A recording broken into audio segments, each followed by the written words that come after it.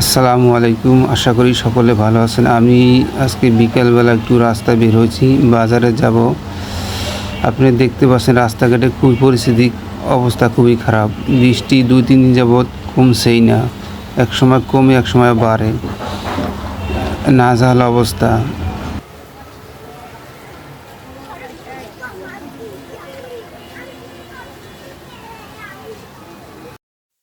দর্শক, আপনারা দেখেন এখানে কয়েকটা গাছ আছে।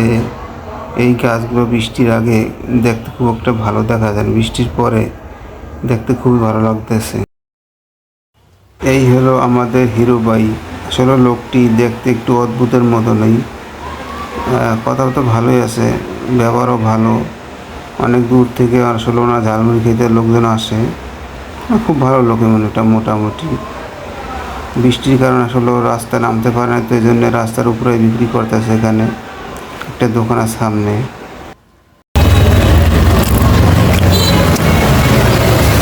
মরিচ কত পোয়া? হ্যাঁ,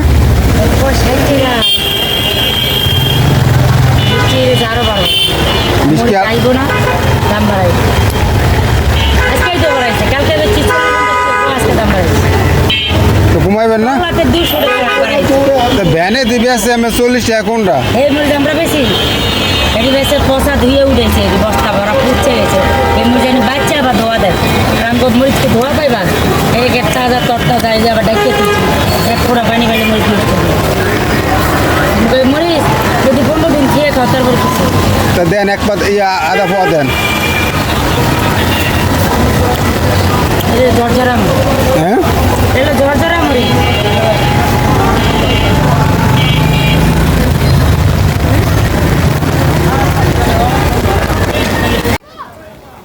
এটা হলো মিরপুর 11 নম্বর ভাঙ্গা বাজার। মানে আগে বটতলা বাজার ছিল, মানে ভিতরে নিয়ে আসছে বাজারটা।